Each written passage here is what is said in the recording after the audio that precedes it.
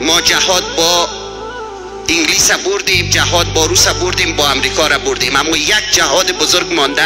اگر دهی ضعیف شدیم پس به اونا احتیاج میشیم و او جهاد با جهالت است، از بین بردن نادانی است. در غیر از اون ما برده میشیم. به چی دلیل؟ مثال برای شما میتم، یک سال در افغانستان کار کنیم مای 10,000 میشه 1,20,000. یک ساله کار ما را میریم یک تا تلفن میخریم 1,20,000. این تلفن کجا پولش کجا میره؟ در جیب از او کمپانی میره و ما مزدورکاری کردیم یک سال. میوی دستچین خود بر از اونا روان میکنیم، اصل خوب خود بر از اونا روان میکنیم. اونا تکنولوژی ساخته عزیز دل من، او یوتیوب ساخته، یوتیوبر هم ماستیم، بیننده هم ماستیم، پیسیش پیش از او میره. در اکثر وزارتخانه پرسان کنین سافتویر خارجی ساخته، سالانه ما مجبور استیم 50,000 60,000 دلار بدیم. این امروز باید جوان ماستین بر بزنه بگوی یک سافتویر خودم میسازم، یک تلفنک خودم میسازم.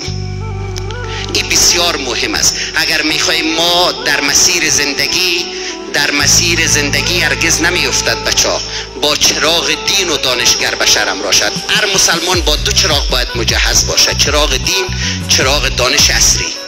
در غیر از او پسمان میشیم.